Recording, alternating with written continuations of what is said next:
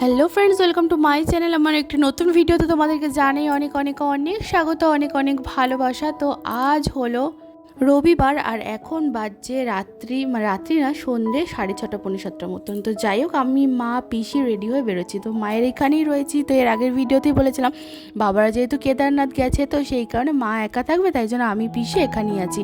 তো রবিবার দিনকে তো অন্য অন্য বড়মশাইয়ের সাথে যাওয়া হয়, অন্য রবিবার আর কি। তো এই রবিবার মা একা থাকবে দেখে আর বড়মশাইয়ের সাথে বেরোয়নি, মায়ের সাথেই বেরিয়েছিলাম। তো ভেবেছিলাম কিছু নাইটি কিনবো, নাইটি আছে, কিন্তু কি বলতো, নাইটি আর ঘরের বিছানার চাদর না কোনো সময় আমার ঘরে ভর্তি হয় না, মনে হয় যেন আরও যত কিনি মনে হয় আরও কিনি। তো এখানে মা কিছু হাউস কোট দেখছিল আর আমি একটু নাইটি দেখছিলাম। তারপরে আমার কাজলটা শেষ হয়ে গেছিলো কলসলের, তো সেই কাজলটা নেওয়ার জন্য এসেছিলাম। আর কাজলটা নেওয়া হয়ে গেছে, আর এমনি কোনো কিছু নেওয়ার ছিল না। তো কসমেটিক্স এই নিয়েছিলাম। তারপর মেয়ের জন্য একটু খেলনা দেখছিলাম, কিন্তু ভাবলাম যে মেলার দিয়ে যে কটা খেলনা কিনে দিলাম সবই তো আর আস্ত রাখলো না। আর এইগুলো এক একটা 200 টাকা 250 টাকা করে বলছিল। ভাবলাম যে নিয়ে যাব আর সঙ্গে সঙ্গে তো ভেঙেই দেবে, তার থেকে একটু যখন বুঝতে শিখবে তখন কিনে দেবো, তাই জন্য আর কিনলাম না। এমনিতেও ওর অন্নপ্রাশনের প্রচুর খেলনা রয়েছে, তো সেগুলো আর তো বার করে দিইনি এখনও। তাও কি বলে, তো বাইরে বেরোলে মেয়ের জন্য একটা কিছু কিনতে ইচ্ছে করে। আর এখানে আমার দিদির ছেলে হয়েছে, তো তোর জন্য পুচকুর জন্য জামা কাপড় দেখছিলাম। সাথে আর একজনের ওর অফিসের একজনের ছেলে হয়েছে, তার জন্য জামা কাপড় দেখছিলাম। তো দুটো জামা কাপড় আর কি দেখা হচ্ছিল, কিন্তু সেরকম একটা পছন্দ হলো না। আর অন্য দোকানে যাব সেটাও আর কি সময় ছিল না। আর এখানে পিঙ্কি পিসির কাছে এসেছি, এখানে আপার লিপস করার জন্য এসেছি, কিন্তু পিঙ্কি পিসি এখানে আইব্রো করা শুরু করে দিয়েছে, কিন্তু আমার খেয়ালই নেই।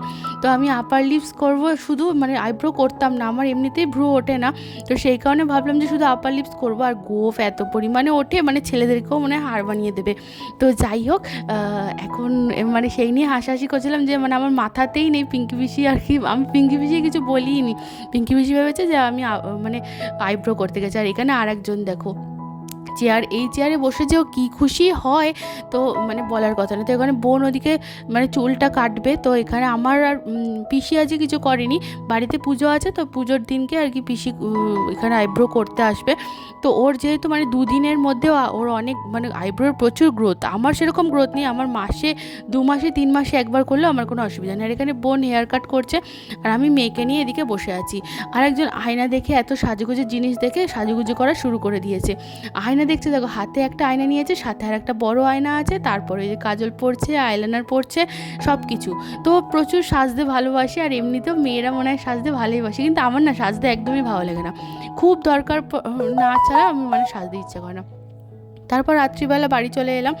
এখন এখানে মা ওই বেলায় করেছিল মাটন, তো সেই মাটন দিয়ে রুটি খাচ্ছে আর কি। আমি মায়ের খাওয়া হয়ে গেছে, তো মা এমনি বসে আছে আর কি। মা একটু আগেই শুরু করেছিল, আর আমি ও পিসি সবাই মিলে আর কি খাওয়া দাওয়া করে নিচ্ছে। আমি একটু মেয়েকে খাওয়াচ্ছিলাম দেখে আমার সব থেকে বেশি লেট হয়ে গেছে। তো এটা হলো পরদিন সকালবেলায় আমরা একটু বেরোবো আজকে, তো সেই কারণে ওর ভাতটা সকালবেলাতেই দিয়ে গেলাম এখানে। আর এখানে ঘরদোরের অবস্থা দেখো আমার। আর এই বাড়ি ওই বাড়ি করতে করতে না মাথা আরও পাগল পাগল লাগছে সকালবেলাতে। সেরকম কিছু একটা ঘরদোর গোছাচ্ছি না, কিন্তু কি বলো তো, হয়তো ভাববে যে মেয়ে নেই ঘর ময়লা কী করে হচ্ছে, কিন্তু আরেকজন তো ঘরে আছে, সে একবারে নোংরা করার মাস্টার। দেখো আলনাটার কী দশা করেছে। তো এমনি এইসব যদি পুরো পরিষ্কার করতে চাই তাহলে অনেক টাইম লেগে যাবে, তো সেই কারণে পুরো পরিষ্কার করতে পারছে না। যেটুকুনি চোখে প্রচুর পরিমাণে লাগছে এতটাই, সেগুলোই পরিষ্কার করছে। আর এখানে আলুগুলো কদিন ধরে আনা হয়েছিল, কিন্তু আলুর যে র্যাকটা সেটার মধ্যে কতগুলো আলু আর কি পচে গেছিলো, তো সেই কাগজটা এখনও পর্যন্ত পাতা আছে। আলুগুলো ফেলে দিয়েছি, কিন্তু কাগজটা চেঞ্জ করতে হবে, তো অনেকটা টাইম লাগবে। তো সেই জন্য আর কি আলুগুলো এই ঝুড়িটার মধ্যেই ঢেলে রেখে গেলাম, আর ওই র্যাকটার মধ্যে এখন ঢালছি না, সময় যেহেতু অভাব, তো সেই জন্য। আর এখানে দেখো কত জামা কাপড় জড়ো করে দিয়েছে, জামা কাপড় থেকে গামছা থেকে ব্যাগ থেকে কিছু আর বাকি নেই। আর ওই বাড়ির দিয়ে কিছু কিছু করে যেগুলো লাগবে না সেই সমস্ত জিনিসগুলো পাঠিয়ে দিচ্ছে আর কি, তো সেইগুলোই আর কি রয়েছে এখানে। তো সকালবেলা শুধু পুজো দিতেই আসি আর ঘরটা মুছি। তো সবাই বলে যে ঘর মুছতে হবে না, যেহেতু থাকছি না, তো বাসি ঘর, তো ভাবলাম যে ও যেই ঘরটা শোয় সেই ঘরটাই শুধু মুছবো, কিন্তু আর হয় না, কেমন একটা যেন লাগে জানো তো, যতই থাকি আর না থাকি ঘর না মুছলে একটা কেমন লাগে। তো সেই জন্য প্রতিদিনই সব ঘরগুলোই মুছছি, না হলে একটা কেমন লাগছে, তো সেই জন্য। আর এখানে বারান্দার জানলাটাতে মানে প্রতিদিন মানে 3-4 বার করে মুছতাম, তো আর এখন এত লাল পিঁপড়ে হয়েছে, সমস্ত টবের মাটিগুলো খুঁড়ে খুঁড়ে পুরো একদম নষ্ট করে দিয়েছে চারিদিকে। তারপর এই ঘরদোরগুলো মুছে নিচ্ছি, আর ঝাড় দিচ্ছি না, সেরকম নোংরা হচ্ছে না তো, শুধু মুছেই নিচ্ছি।